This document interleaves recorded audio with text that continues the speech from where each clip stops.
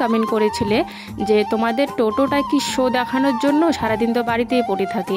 কি আর বলবো দিদি ভাই, তুমি মনে হয় আমার ভিডিওটা দেখো না প্রত্যেক দিন, ওই জন্য হয়তো জানো না। আমি কিন্তু আগের অনেক ভিডিওতে বলেছি আমাদের টোটোটা নষ্ট, এখন নষ্ট আপাতত। কোনো রকম খালি মেয়েকে স্কুলে নিয়ে যাওয়া আর কোনো রকম আসা যায়, মানে আমাদের এখান থেকে বাজার 15-10 মিনিটের রাস্তা আর কি, তো সেটুকুই আর কি চলে। তারপরে চার্জটা আছে না, ডাউন হয়ে যায়, একদমই থাকে না। তো অনেক দূর তো যাবেই না, আর বেশি জন তোলাও যাবে না আর কি গাড়িতে, এরকম অবস্থা আর কি হয়েছে। তাই কিন্তু সারাদিন টোটোটা বাড়িতেই পড়ে থাকে। আর এখন কিন্তু অন্যের দোকানে কাজ করে আমার বর, টোটোটা তাই বাড়িতেই থাকে।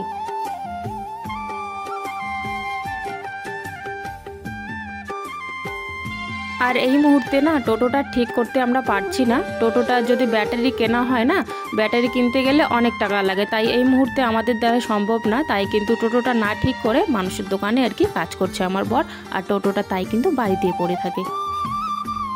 আর এদিকে দেখো বাসনগুলো মাজার পর কলেপাটটাও ঝাড় দিয়ে দিলাম, তারপর হচ্ছে চান করে নিয়েছে। ঘরে এসে দেখি প্রীতি ওর নতুন ব্যাগ পেয়েছে না, নতুন ব্যাগে আর কি বইগুলো গুছাচ্ছে, ভালো করে রেখে দিচ্ছে। খাতা এক জায়গায় রাখছে, বই এক জায়গায় রাখছে, পেন্সিলের বক্স আর এক জায়গায় রাখছে, স্কুলে যে থালা নিয়ে যায় সেই থালাটা এক জায়গায় রাখছে, মানে সুন্দর করে গুছাচ্ছিল। তাই আমিও এসে একটু দেখছিলাম, আর এত খুশি, মানে ওর মতো খুশি মনে হয় কেউ নেই আর কি আজকে, এরকম আর কি অবস্থা। খুব খুশি হয়েছে, আর খুব খুশি হয়ে পুরানা ব্যাগটা ওখানে রেখে দিয়েছে। পুরানা ব্যাগটাও তোমাদেরকে আমি একটু পরে দেখাবো, মানে নেওয়ার মতো অবস্থায় না ওই ব্যাগটা, তাই জন্য কিন্তু এই ব্যাগটা নিয়ে দেওয়া হয়েছে ওকে। তো সুন্দরভাবে বইগুলো গুছিয়ে নিচ্ছে ও। আর আমার ছেলেকে দেখো এখনও ঘুমিয়ে আছে, মানে ঘুমিয়ে বলতে উঠে পড়েছে, শুয়ে আছে, দেখছে প্রীতি ব্যাগ গোছাচ্ছে, ও শুয়ে শুয়ে দেখছে। তারপর ওকে বললাম যে উঠতে, যে তাড়াতাড়ি ওঠ, তোরও তো পড়াশোনা আছে তাই না, আর ও প্রীতি ব্যাগ গোছাচ্ছে, তুই তাড়াতাড়ি উঠে পড়। চোখ খুলে আমাকে বলছে, মা আমি তো ওইদিকে শুয়েছিলাম, এইদিকে কেমন করে আসলাম?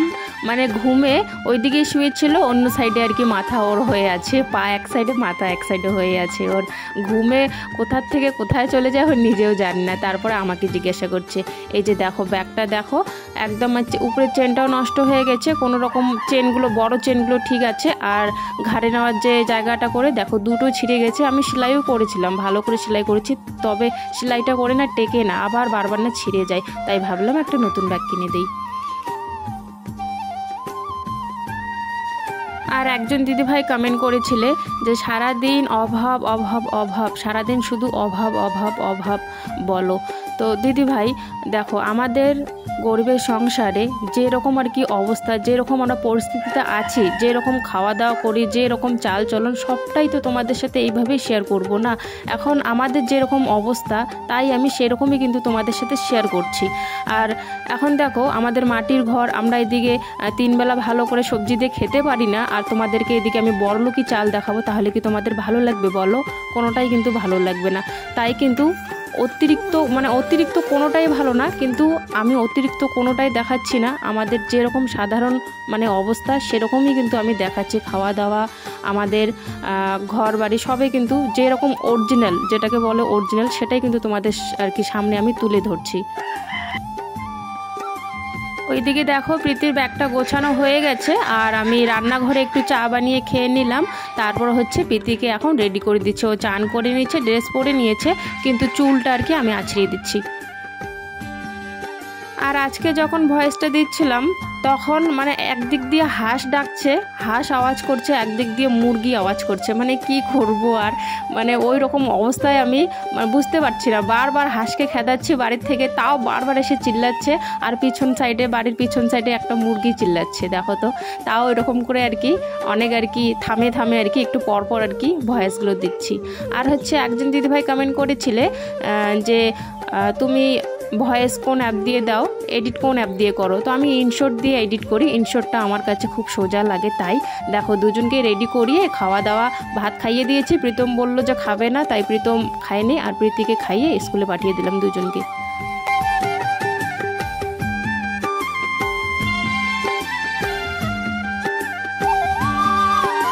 পাঠিয়ে দিলাম দুজনকে স্কুল। আজকে আর আমি নিয়ে গেলাম না, ওর বাবাও বাড়িতে নেই, তাই আর কি পাশের বাড়িতে টোটো আছে, তো তার মেয়ে দুটো যায়, আর আরও একটা মেয়ে যায়, তো ওদের সাথেই পাঠিয়ে দিলাম। টোটোতে করে, তাতে ভালো হয়ে গেল। আর না হলে আমি যদি নিয়ে যাই তাহলে অর্ধেকটা কাজ কিন্তু আমার অনেক দেরি হয়ে যাবে, যাওয়া আবার আসা অনেকটা টাইম কিন্তু আমার লস হয়ে যাবে। তাই ভাবছি যে পাঠিয়ে দেই, পরে গিয়ে নিয়ে আসব। পাঠিয়ে দিয়ে এদিকে আমার যা বাকি কাজগুলো আছে ঘরে সেগুলো করে নেই, তারপরে টাইম মতো গিয়ে নিয়ে আসব। তাই দেখো বিছানাটা ঠিক করে নিলাম, বিছানাটার ব্ল্যাঙ্কেট বালিশ সব জায়গা মতো রেখে দিয়েছি। তারপরে কালকের যে অনেক জামা কাপড় ছিল, জামা কাপড়গুলো তো কালকে ভাঁজ করা হয়নি, ওই বিছানাতে রেখে দেওয়া হয়েছিল। তো আজকে কাপড় জামাগুলো ভাঁজ করব। আর এই বিছানা নিয়ে আসলাম, বসে বসে আর কি ভালো করে একটু ভাঁজ করব। কম বেশি কিন্তু প্রত্যেক দিনেই জামা কাপড় হয়, যেহেতু বাচ্চা বাড়িতে তাই কিন্তু কম বেশি হয়। কিন্তু কালকে বেশি একটু ধুয়ে দিয়েছিলাম জামা কাপড়, তাই একটু বেশি জামা কাপড় হয়ে গেছে। আর এই ওড়নাটা দেখলে যে তোমরা, সাদা রঙের ওড়নাটা, সেটা আর কি 50 টাকা দিয়ে নেওয়া। এই যে রাসমেলা যে আমাদের এখানে হয়, কোচবিহার রাসমেলা, সেখানে কিন্তু অনেক ওড়নার দোকান এরকম করে আসে, হাতে করে নিয়ে বেড়ায় আর কি। তো 50 টাকা করে কিন্তু এগুলো নেয়। তো অনেক দিনই নিয়েছিলাম, সেই রাসমেলায় নিয়েছিলাম, এখনও আছে। সব সময় পরা হয় না যেহেতু, তাই কিন্তু এখনও ভালোই আছে, নতুনই আছে। তো যাই হোক, সমস্ত জামা কাপড়গুলো এদিকে গোছগাছ করে নিচ্ছি।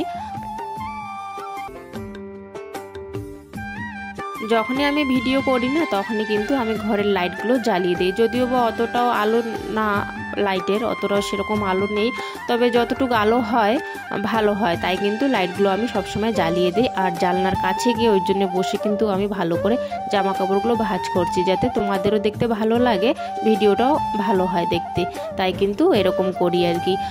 যাই হোক, এদিকে দেখো সমস্ত জামা কাপড় ভাঁজ হয়ে গেছে। এখন জায়গা মতো যার যে জামা সেখানে আর কি রেখে দিচ্ছি জায়গা মতো আর কি। ছেলের জায়গাতে ছেলের জামা রেখে দিচ্ছি, মেয়ের জায়গাতে মেয়ের জায়গা। আবার ওর বাবারও প্যান্ট শার্ট ছিল, তো ওর বাবার প্যান্ট শার্টগুলো রেখে দিলাম আর কি। ঘর বারান্দাগুলো দেখো অনেকটাই কিন্তু দাগ দাগ কালো কালো হয়ে গেছে। হাঁটা চলা হয় তো যে জায়গাগুলো করে, সেই জায়গাগুলো একটু তাড়াতাড়ি আর কি নোংরা হয়ে যায়। যেহেতু ভিজে পায়ে আসা ঘরে, তাই কিন্তু কালো কালো দাগ পড়ে গেছে। তবে কালকেই লেপবো, আজকে আর লেপবো না। কালকে সকাল সকাল উঠেই আগে লেপাটা শুরু করব, মানে বাসি কাজটা করে তারপর লেপাটা শুরু করব। বাসন মেজে আর উঠানটা ঝাড় দিয়ে লেপা শুরু করে দেব। যাই হোক, বিছানা চাদরটা অনেকটাই নোংরা হয়েছিল, তো ভাবলাম যে না, আজকে বিছানা চাদরটা পাল্টিয়ে অন্য বিছানা চাদর পাতবো। তাই ওই চাদরটা ধুয়ে দেইনি, বাইরে যে আমাদের তার আছে সেখানে রেখে দিয়েছি, কালকে ধুয়ে দেবো। আর এখন যেহেতু বেলা নেই, এখন আর টাইম নেই আমার ধোয়ার, যেহেতু এখন ধুলে আবার ঠিক করে শুকাবেও না, আবার রান্না বান্না আছে, তাই ভাবলাম যে আজকে ধোবো না, কালকে ধোবো। বাইরে রেখে দিলাম আর চাদরটা পাল্টিয়ে নিলাম বিছানার।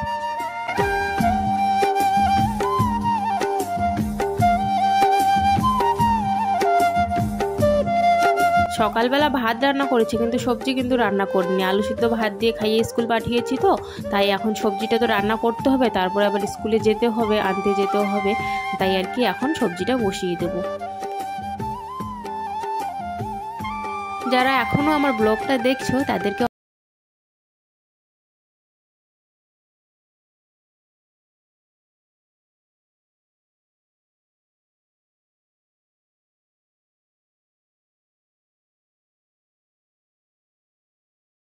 স্কুলে যায়, তখন কিন্তু আমি সঙ্গে করে ডিম নিয়ে এসেছিলাম দোকান থেকে।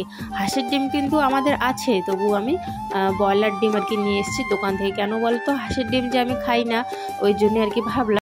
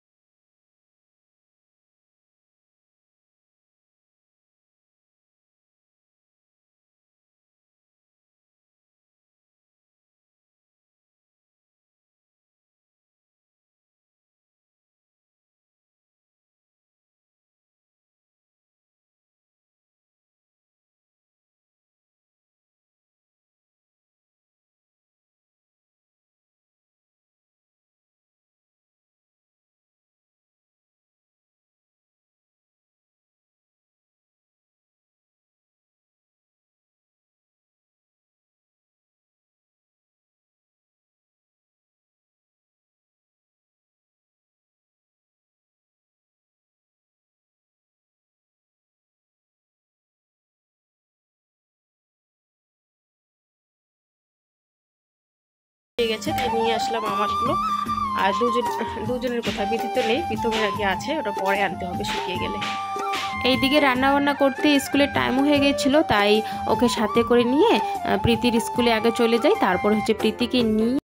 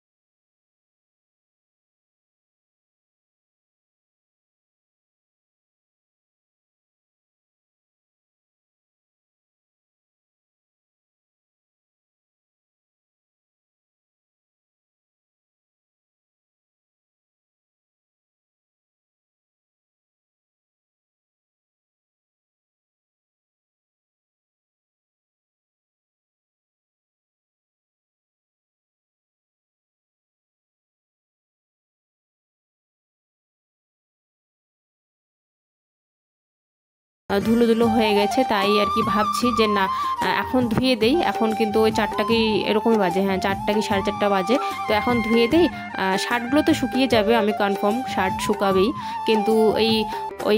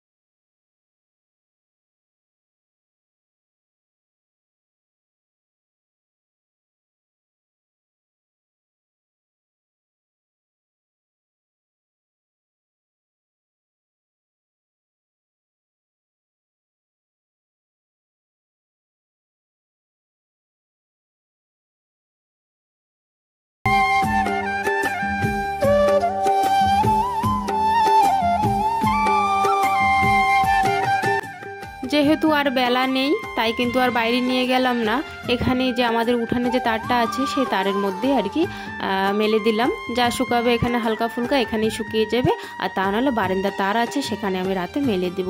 আর এদিকে দেখো হাঁসকে যে খাবার দিয়েছিলাম, হাঁস তো খেয়ে নিয়ে কোথায় গেছে জানি না, ঘরে ঢুকেছে নাকি আবারও বাইরে গেছে সেটা জানি না, কিন্তু বাইরের থেকে আর কি মুরগা আর একটা মুরগি এসে খাবারগুলো নষ্ট করছিল, অনেকটাই একে ফেলে দিয়েছিল। আমি ঘরের থেকে আওয়াজ পেয়ে দৌড়ে চলে আসলাম বাইরে, ওদেরকে বাইরে ভাগিয়ে দিয়ে দেখো এখন সন্ধ্যাও কিন্তু হওয়ার দিকেই, ওইদিকে কিন্তু ছেলে পড়ছে ওর ঠাম্মার ঘরে, আর হচ্ছে এখন সন্ধ্যা হওয়ার দিকে আমি জানলাগুলো সব ঘরের আর কি বন্ধ করে দিচ্ছি এখন।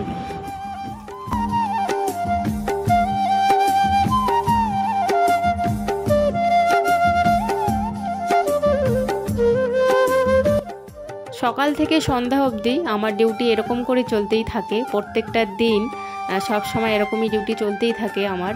তো অনেক সময় একটু কম হয়ে যায় কাজটা সংসারে, অনেক সময় একটুখানি বেশি হয়ে যায়, সেটা আর কি কাজের ওপর আর কি ডিপেন্ড করে। তো যাই হোক, এদিকে আজকে সারাদিনের কাজ আপাতত শেষ।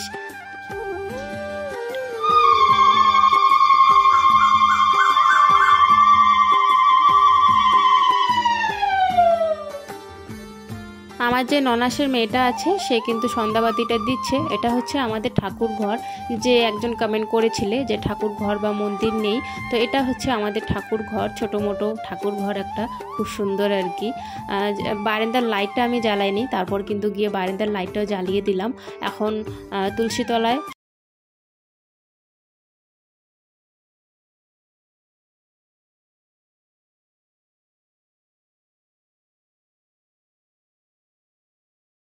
আমাকে প্লিজ একটু সাপোর্ট করো।